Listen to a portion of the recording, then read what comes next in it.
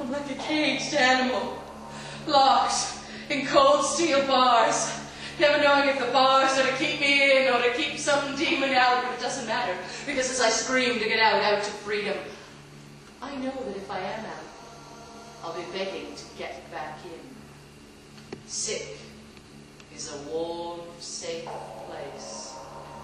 Hospitals become a way of life. Surviving the system is easier than surviving life.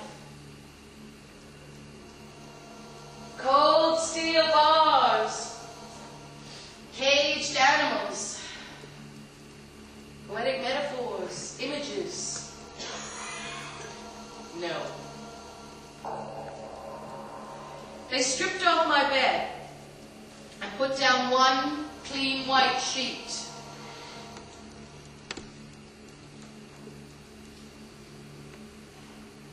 And leather shackles round my wrists, half-inch thick chains, sides of the bed up, leather shackles round my ankles, and flat on my back, spread eagle.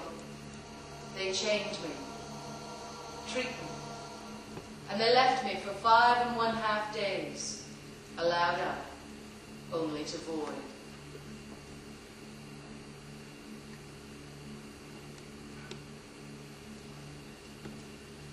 What did they want from me? A confession? I screamed, my brother is a mass murderer! I screamed, my sister will take the oath of silence! I screamed for my baby! I don't have one. I screamed, I've got a lesbian lover! But mostly I screamed the Lord's Prayer. And the more I screamed, the more they medicated. Until by the time my mother and sister came to visit, they were not allowed in. But my sister, a woman of 300 pounds, pushed away past the nurses. She said my lifeless body was the scariest thing she'd ever seen. My face was so swollen I had no eyes. She checked my pulse, so faint it could hardly be detected. She checked my breathing, barely any movement. She took off her crucifix, and she placed it around my neck. And when it touched my skin, I opened my eyes and I screamed. I saw above me 3 angels. A blonde, a brunette, and a redhead. And behind them was a warm, pink aura of light. And each of them, in their left ear, wore a hearing aid. Glorious. I never told my doctor of that vision. I didn't want or need his explanation. I know why angels wear hearing aids. Because my mother does. And because angels can hear everything we voice and everything we think.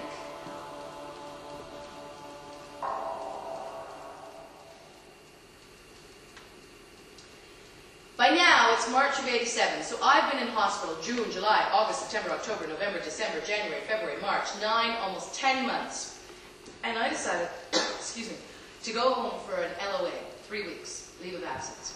My mother and sister said it was all right if I just came for a visit. At the time, I was on Nozinan, which is a major trank, and my 3-week supply wouldn't fit into one pill bottle. It was so nice to have my own room. But I still couldn't sleep. And so one morning, after yet another sleepless night, I went into the bathroom, took out my pill bottles, and without water, swallowed all the pills. I went back to my bed and I lay down. I folded my arms across my chest. I was a Viking, awaiting death. I brushed my hair and arranged it on the pillow. I wore my prettiest nightdress. I would be a beautiful corpse when they found me. I lay there and I waited. I waited, and I lay there.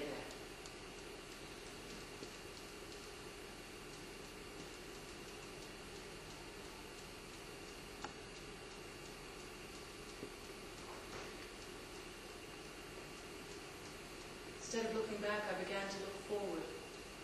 And in my mind's eye, I envisioned my own funeral. I could see that all my family was there, so I gave them the up and down, and was strangely unaffected, except by my mother. Her pain was real. Hers was not a duty visit.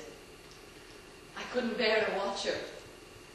So I scanned the rest of the funeral parlor from my ceiling perch to see who else was here. No one. Or almost no one. No husband, no lover, no child, no best friend, no neighbor, no dog, no fans, no agent, no front-page headline of my tragic parting. My death made no difference. Not even a ripple.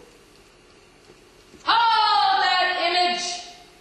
This was not the kind of funeral I wanted. Mine would not be a lonely burial. So, I rose from my bed. No, I sprang from my goddamn pseudo-coffin. I woke my mother. She, in turn, woke my sister, whose only words were, "Jesus Christ, Kate, it's my day off."